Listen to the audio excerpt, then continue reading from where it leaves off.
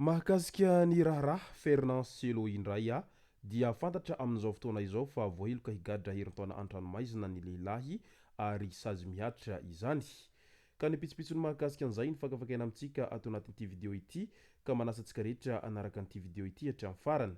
Azadino ny milaiky ny vidéo antsika ary tsara voatrany ny miabone amin'ny chaîne antsika mba ahafahanareo manaraka tsy tahapaka ny vidéo azy alefa eto isan'andro. Tsy ampindrela moa isika fa avy hatrany tonga de vavany ndao ary.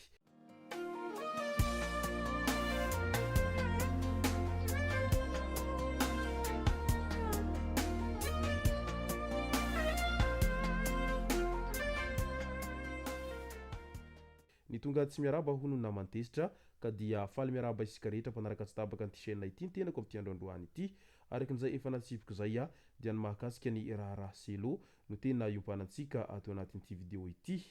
Fa milohan'izay dia andao aloha ho resahantsika ireto tsara fantatra manaraka ireto. Tsipika nety be izay tanterahana tany Frantsa dia ny raha nahita sy ny raha mahalala iny vokatra tsara azon'i Madagasikara izay nandray anjara amin'ity resaka tsipika nety be ity. Ary tafiakatra lalao famarana izy ireo nandritra izay lalao famarana izay dia nomontsany Madagasikara arak'izany ny anaram-boninahitra maneran-tany amin'ity lalao tsipika nety be ity satria lasan'ny Madagasikara ny amboara eo amin'izay resaka tsipika nety be izay. Ka vaovao tsara ho an'ny malagasy izany satria sambany teo amin'ny tantaran'ny tsipika nety be no nisy firenena tahaka ny Madagasikara no nandrobaka an'ity amboara maneran-tany eo amin'ny resaka tsipika nety be ity.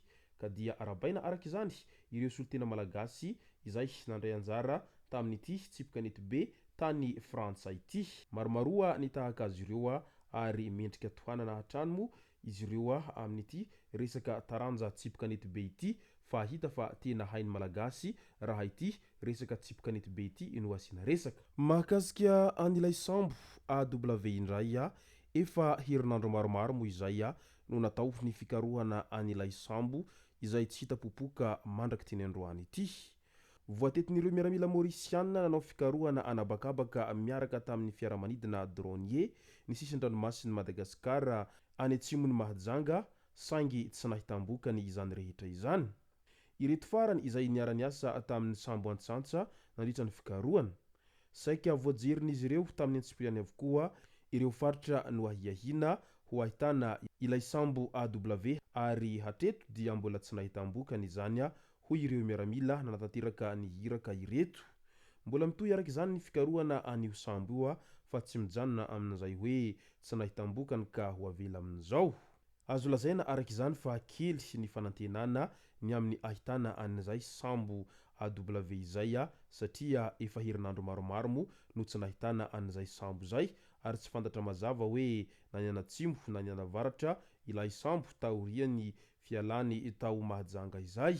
Maro arak'izany ny yahiahy manoloana an'ity tsy fahitana sambo ity satria samy miezaka maneho ny hevitra ny olon-drehetra ny eo amin'ny mety ho fisiany jolahan'ny sambo izay naka ankeriny ity sambo sy ireo mpandeha rehetra tao anatiny ity fa mbola tsy voamarina mazava moa izany mandraka teny androany ary izay raha teo no mahatonga an'ireo tompon'andraikitra rehetra mbola manao fikarohana antsakany sy andavany manoloana an'izay tsy fahitana an'izay sambo AW izay.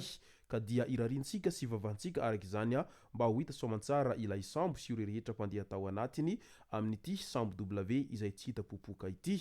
Eo amin'ny resaka tsy fandriam-pahalemana sy ny tambazotran'ny jolahy indray tao Tanjombato tao Antananarivo renivohitra tao no tafihin'ny jolahy misy 12 misarotava sy mirongo fitaovam-piadiana toy ny basy sabatra no tokantrano iray teny Ankady Tanjombato tamin'ny 12 alina tany hoany tamin'iny andro ny alahady lasa teo iny.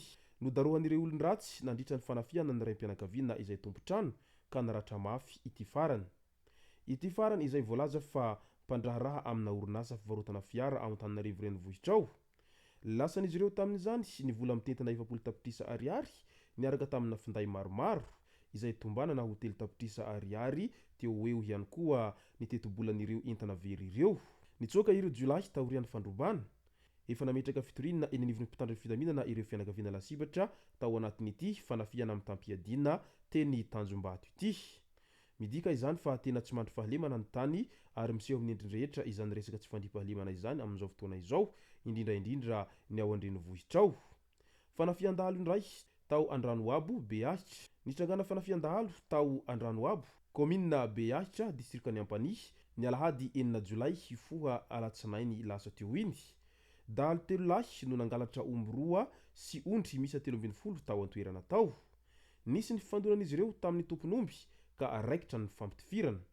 Voasambotra tamin'izany ny dahalo iray izay antsoina hoe Evelyn-toetsy. Maty teo ny hoe kosa i Etsikibo izay raindahiny amin'ny asan-dahalo rehefa voakapafamaky tao amin'ny lamosiny, fa tafaporitsaka kosa ilay fahatelo antsoina hoe Etsimody. Marina fa iray tampo ireo dahalo roa tratra ireo. Midika izany fa tena efa raharaham-pianakaviana mihitsiny ny fanaovana asan-dahalo any amin'iny faritra atsimon'ny nosy iny. Mitohy arak'izany ny fanadihadiana sy fikarohana ilay tafaporitsaka tao anatin'ity resaka fanafiana amin'ny tampiadinana tao Andranoabo ity. Mitaraina ny vahoaka any amin'iny faritra atsimon'ny nosy iny amin'izao fotoana izao noho ny fitsoka an'izay asan-dahalo sy ny fanafiana amin'ny tampiadina etsiroa izay fa satria tena mijaly izy ireo ary miaina ao anatin'ny tebotebo lava manoloana an'izany rehetra izany. Ka dia mangataka ny fitondram-panjakana handray anjaikitra tena hentsitra manoloana an'ity resaka asan-dahalo sy ny fanafanana an'izany hatramin'ny fakany any atsimon'ny nosy any. Ny mahakasika raharaha Fernancello indray dia voaheloka higadra herin-taona ny tranomaizina sazy miatra i Fernancello. Raha ny didy izay nivoaka tamin'ity herinandro ity. Iray amin'ireo fitoriana misa 4 hanenjehana azy no nazahoan'io sazy io. Nilazany hampiakatra ny raharaha ny mpisolo vavazy manoloana an'ity fivoahany didy izay famonjana azy higadra herin-taona an-tranomaizina ity. Raha ny raharaha mahakasika Fernancello mantsy no iverenana kely dia ny mahakasika ilay ankamoka izay nataony efa fotoana lavalava moa izay no antony fisamborana azy satria maro moa ireo ankamoka izay nataony izay ary indrindra fa ny ankamoka mahakasika ny fitondrana izay mijoro amin'izao ankehitriny izao ka izay no antony nahatonga an'izao sazy herin-taona an-tranomaizina sazy miatra izay azony izao. Izay sy zay no masaka azona roso tao anatin'ity video ity tompoko lahy sy tompoko vavy. Misaotra antsika rehetra nanaraka an'ity video ity hatramin'ny farany. Azo adino ny milaiky ny video antsika ary tsarovy hatrany ny miabone amin'ny chaîne antsika mba ahafahanareo manaraka tsy tapaka ny video zay lefa nahito isan'andro. Tompoko lahy sy tompoko vavy makasitraka dia mirary soa.